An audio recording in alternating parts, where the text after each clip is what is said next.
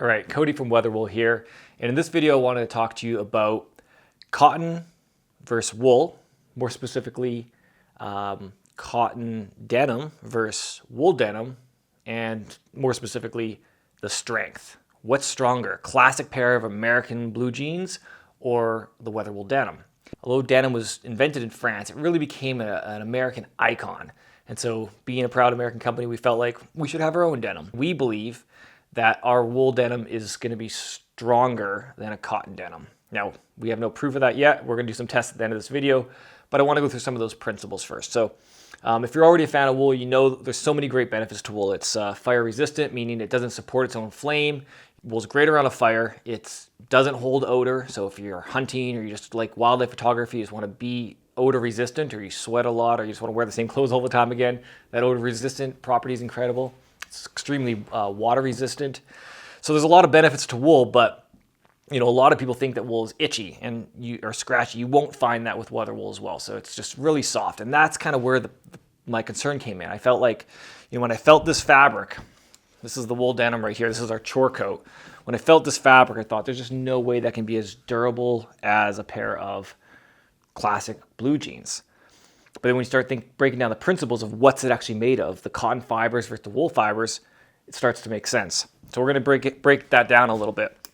Now, WeatherWool denim is made from 100% WeatherWool Certified wool. It means that it meets our standards in strength, in microns, in comfort factor, and also in length. So we've got a lot of requirements that are like the perfect recipe to give us that really soft, strong wool that we desire. So that's the same fibers that are in our mid-weight and full-weight fabrics, and just woven differently. And so what the denim weave is essentially just a twill weave. Classic twill weave, but what makes it denim is that the warp yarns, the yarns that go up and down, those are dyed blue. And the weft yarns that go side to side are left undyed. So that's how you get that two-tone look. So if you roll up your pants, you get the lighter color. If you kind of start to wear through it, you get those lighter threads coming through. And that gives it that iconic denim look. So all of our wool is finished by an absolute master of the wool industry, a gentleman named Giuseppe Montaloni.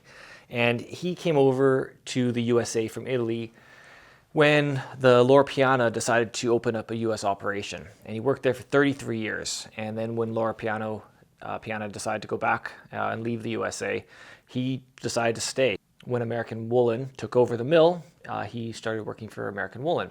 So we're really fortunate to have Giuseppe, and he's really the reason that WeatherWool has such a soft touch to it and such an incredible finish.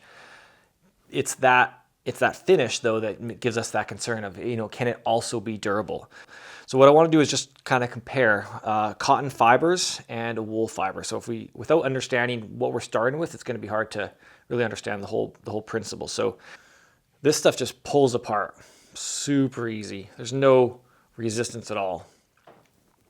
When you take a wool fiber, you start to get some snap.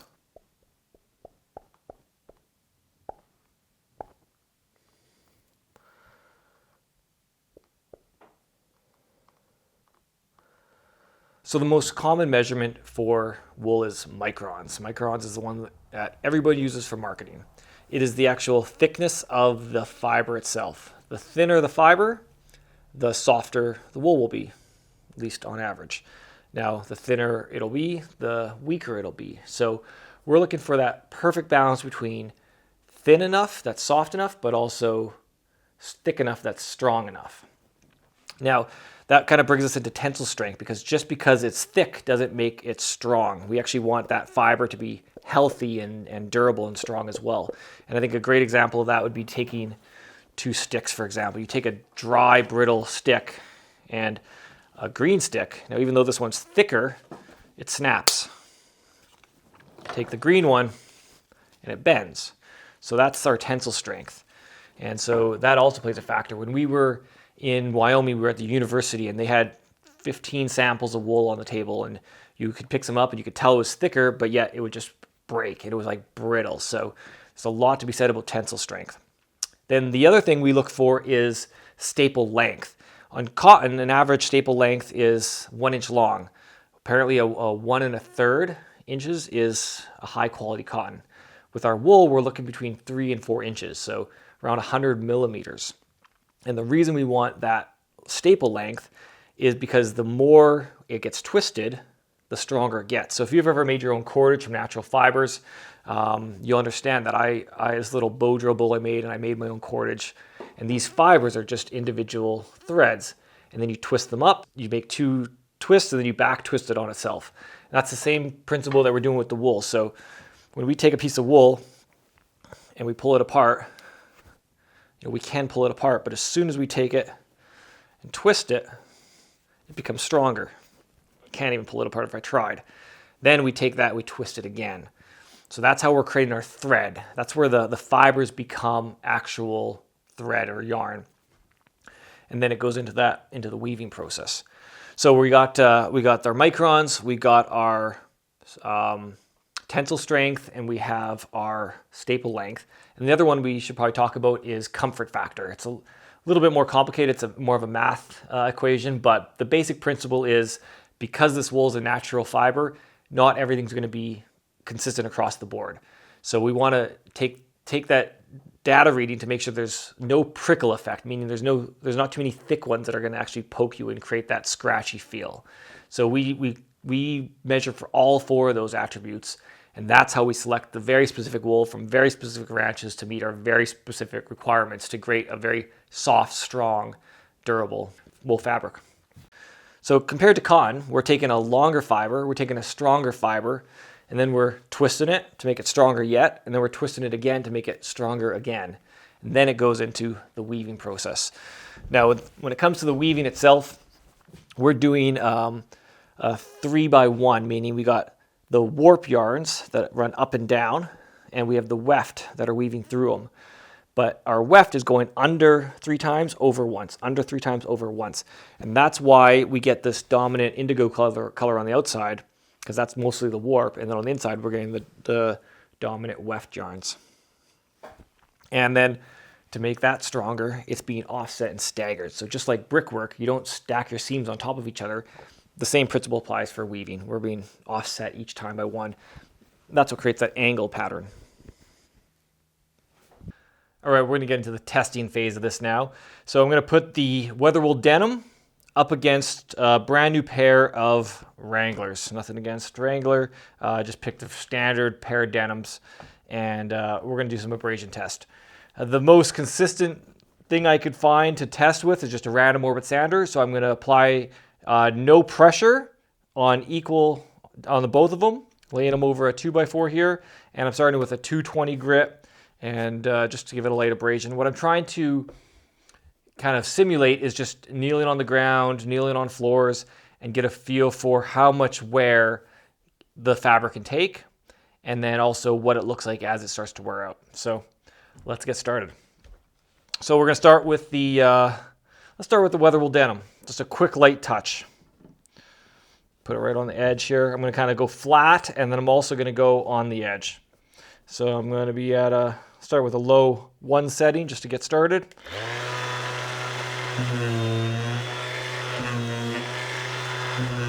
So a 3 there on the flat. 1, 2, 3.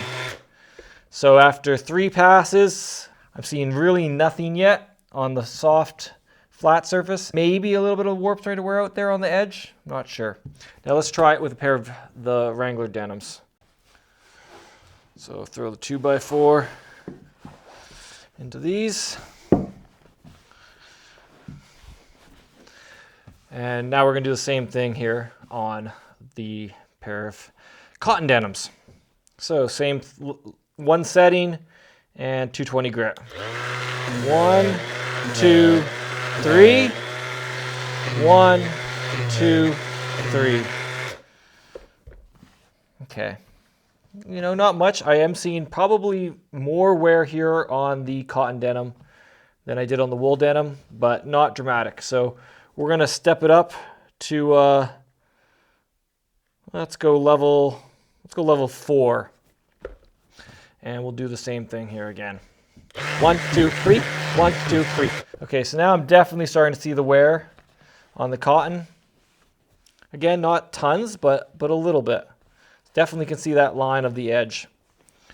Let's put the WeatherWool denim in. See if I can find that exact same spot.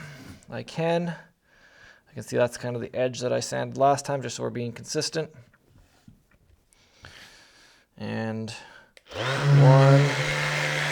So that's one. But it definitely catches here. Like there's more friction, so it's grabbing the sander a bit more. 2, 3, and on the edge, 1, 2, 3. Okay, side-by-side comparison. I'm seeing really nothing. I mean, if you were wearing these pants, you would have no sign there's any wear happening. On the cotton denim, we certainly are starting to see a line, especially on the edge. I'm going to throw in a rougher grit. This 220 is not really doing much. Let's give it a bit more texture. All right, I'm set up with a 120 grit sandpaper now, and I've got both fabrics set up on different 2x4s so that I can go back and forth consistently and not be moving them around too much. So we're going to give the wool denim another 3 passes on the flat and 3 passes on the edge, and then we'll do the same thing on the cotton denim. Here we go.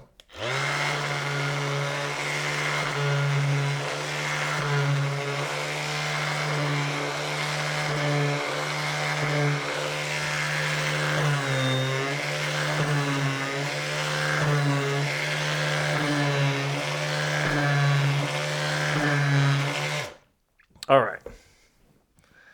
It's looking very clear to me that WeatherWool has taken the lead here. Very little abrasion, even with the 120 grit, was on the cotton denim. I'm seeing the fibers getting smudged and stretched and moved. And on the wool denim, they're definitely getting torqued with the random orbit sander, but they're kind of going back and staying in formation. Whereas this is really stretching out and changing shape, and we're starting to see a lot of our blue cotton threads getting worn away. So we'll keep going here. I'm going to do, we'll do 5 this time.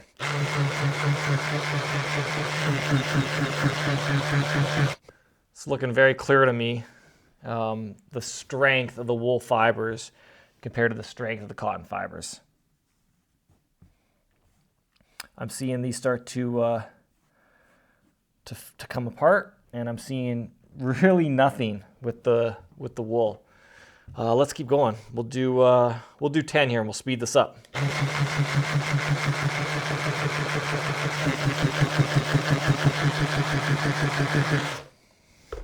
All right. Well, I mean, I'm smiling because this is exactly what I was hoping was going to happen, but I was totally afraid that it wouldn't be the case. I just felt like the softness of this wool denim was going to tear apart. It feels, I think I'm not the only person that instinctually you feel something so soft and you feel that it just can't be durable. It can't be as strong as something that feels so rugged and tough. But here we go. We have ripped through the cotton denim, and the wool denim is, man, it's doing really well. I mean, I could barely even see the line, and it's totally fine on the flat, and I'm seeing the path of the sander on this edge, and let's keep going. Let's do another 10.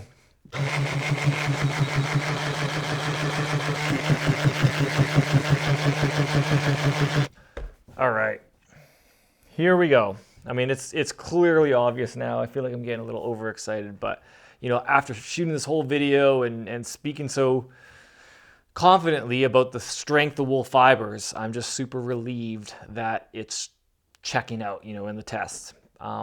We just started to get through some of the warp fibers. Some of the blue fibers are starting to come off here on the wool denim. That doesn't mean we're going to have holes. It just means we're starting to wear them away on the edge. But that is a lot of friction. 120 grit, that's a brand new piece of sandpaper.